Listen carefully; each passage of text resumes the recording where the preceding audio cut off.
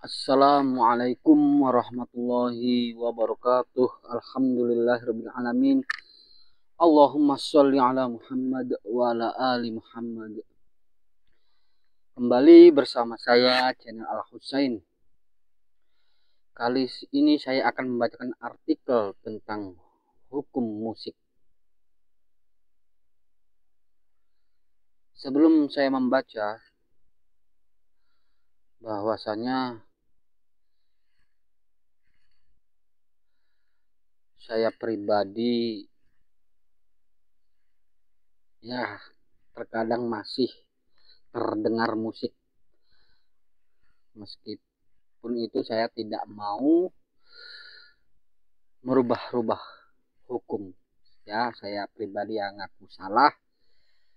Ke depan saya akan memperbaiki kehidupan saya karena saya lemah iman.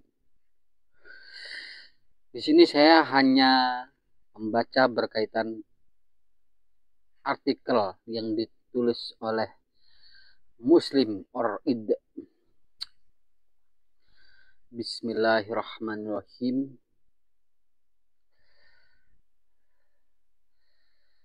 Pada kesempatan kali ini, mari kita simak bersama apa sih sebenarnya hukum musik itu sendiri, terkhusus lagi jika musik itu dinisbatkan kepada Islam. Sebelum kita membahas bersama, ada kesepakatan yang harus kita patuhi. Karena kita adalah orang Islam, tentunya kita mengimani bahwasanya Allah Subhanahu wa taala adalah Tuhan kita dan Rasulullah Shallallahu alaihi wasallam adalah nabi dan panutan kita. Maka konsekuensi dari itu, kita harus meyakini kebenaran yang datang dari firman Allah dan sabda Rasul-Nya. Bukankah begitu, wahai saudaraku? Oke, mari kita simak dan renungkan bersama pembahasan kali ini. Bagaimana Allah menerangkan hal ini dalam Al-Quran? Ternyata banyak sekali ayat-ayat dalam Al-Quran menerangkan akan hal ini. Satu di antaranya adalah firman Allah Azza wa Jalla. Dan di antara manusia ada orang yang mempergunakan perkataan yang tidak berguna untuk menyesatkan manusia dari jalan Allah tanpa pengetahuan dan menjadikan jalan Allah itu olok-olokan. Mereka itu akan memperoleh azab yang menghinakan. Quran Surat Luqman ayat ke-6. Imam Ibnu Katsir rahimahullah dalam tafsirnya menjelaskan bahwasanya setelah Allah menceritakan tentang keadaan orang-orang yang berbahagia dalam ayat 1 dan 2, 1 dan 5, yaitu orang-orang yang mendapat petunjuk dari firman Allah, Al-Quran, dan mereka merasa menikmati dan mendapatkan manfaat dari bacaan Al-Quran. Lalu Allah Jalla Jalaluh menceritakan dalam ayat 6 ini tentang orang-orang yang sengsara, yang mereka ini berpaling dari mendengarkan Al-Quran dan berbalik arah menuju nyanyian dan musik.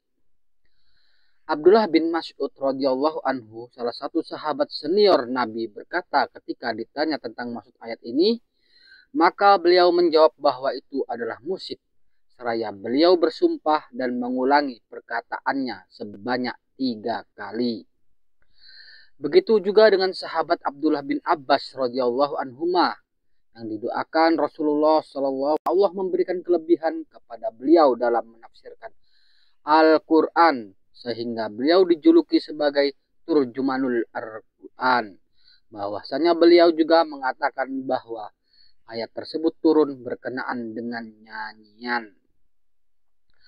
Al-Wahidi berkata bahwasanya ayat ini menjadi dalil bahwa nyanyian itu hukumnya haram. Dan masih banyak lagi ayat-ayat lainnya yang menjelaskan akan hal ini. Bagaimana Rasulullah SAW mengabarkan kepada umatnya tentang musik? Saudaraku, termasuk mukjizat yang Allah Ta'ala berikan kepada Rasulullah SAW adalah pengetahuan beliau tentang hal yang terjadi di masa mendatang. Dahulu beliau pernah bersabda, Sungguh akan ada sebagian dari umatku yang menghalalkan zina, sutra, minuman keras, dan alat-alat musik.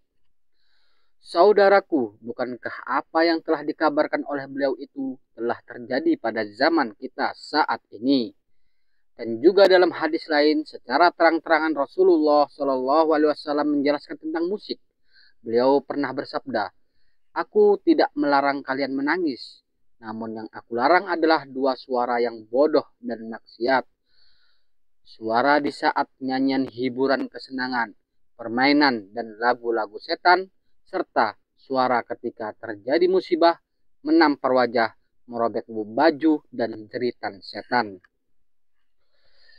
Kedua hadis di atas telah menjadi bukti untuk kita bahwasanya Allah dan Rasul-Nya telah melarang nyanyian beserta alat musik.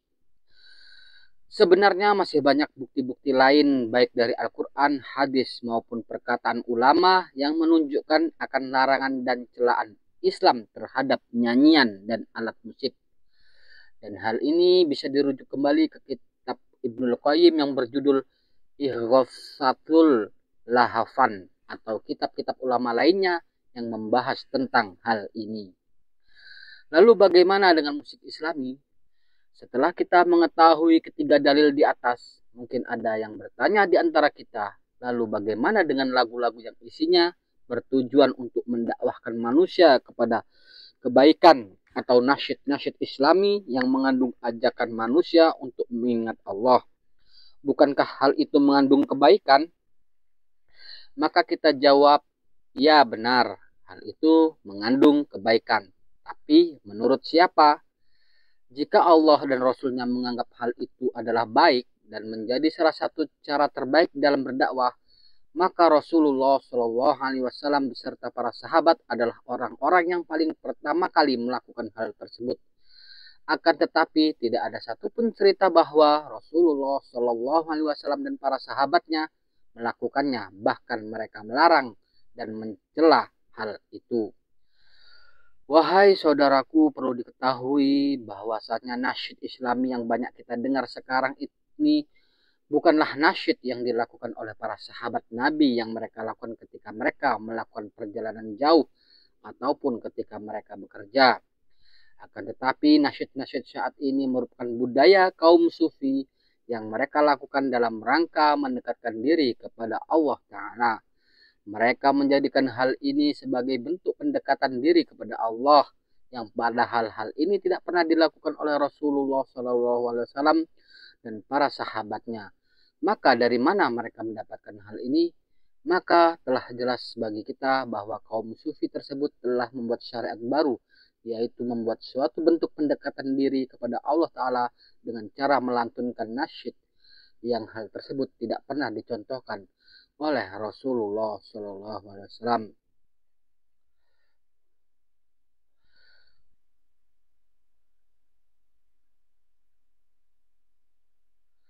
Waktu-waktu yang diperbolehkan untuk bernyanyi dan bermain alat musik.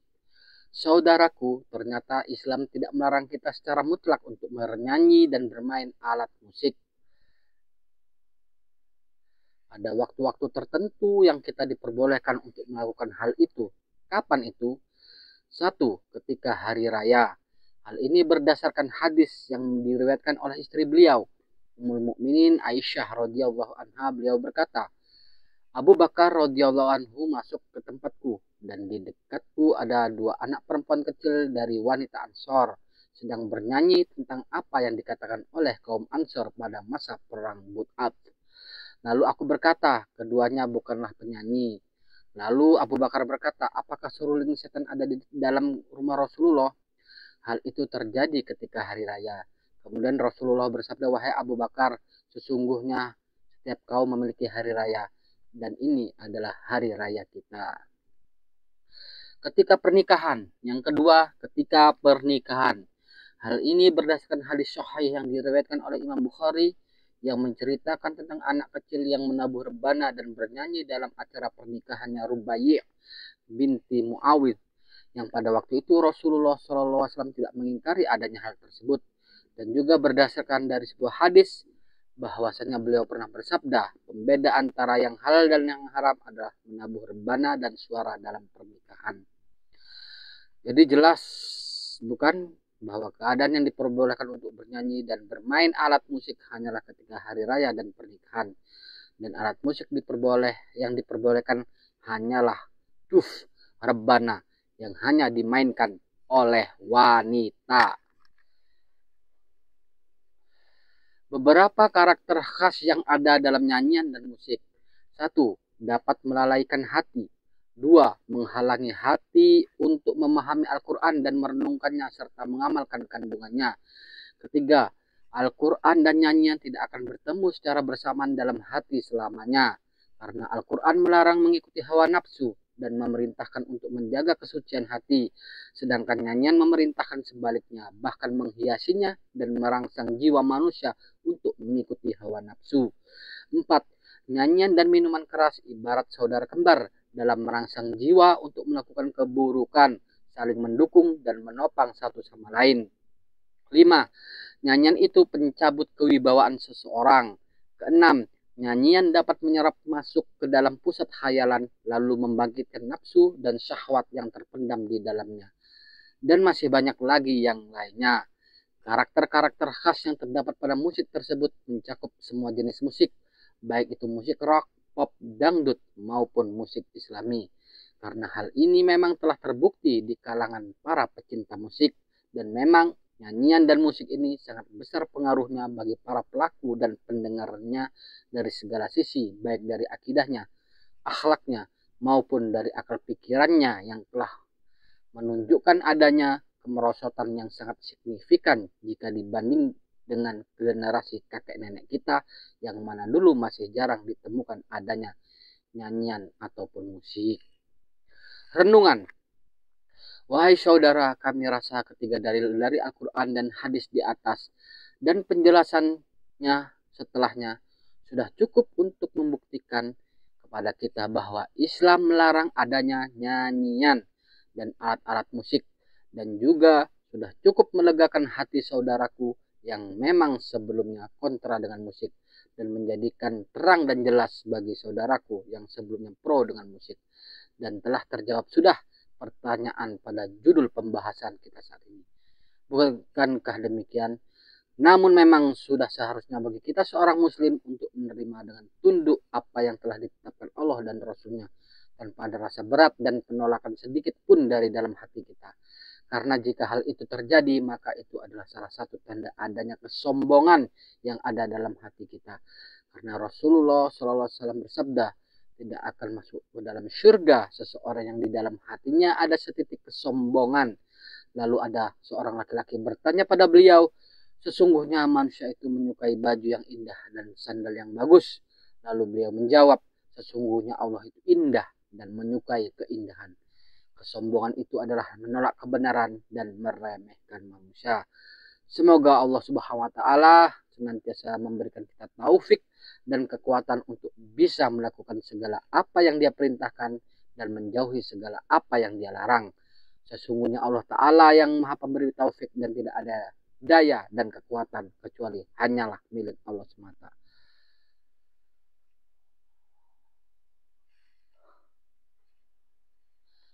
Subhanakallahumma wa bihamdika asyhadu an la ilaha illa anta astaghfiruka wa atubu ilaik. Demikianlah artikel berkaitan musik. Semoga kita bisa mengamalkan perintah-perintah Allah dan Rasulnya, dan semoga kita bisa berpegang teguh terhadap perintah-perintah dan hukum-hukum Nabi, meskipun terkadang kita masih lalai, masih suka maksiat. Berdoa kepada Allah semoga kita bisa menyempurnakan semua perintah-perintah Allah Subhanahu wa taala dan Rasulnya. Assalamualaikum warahmatullahi wabarakatuh.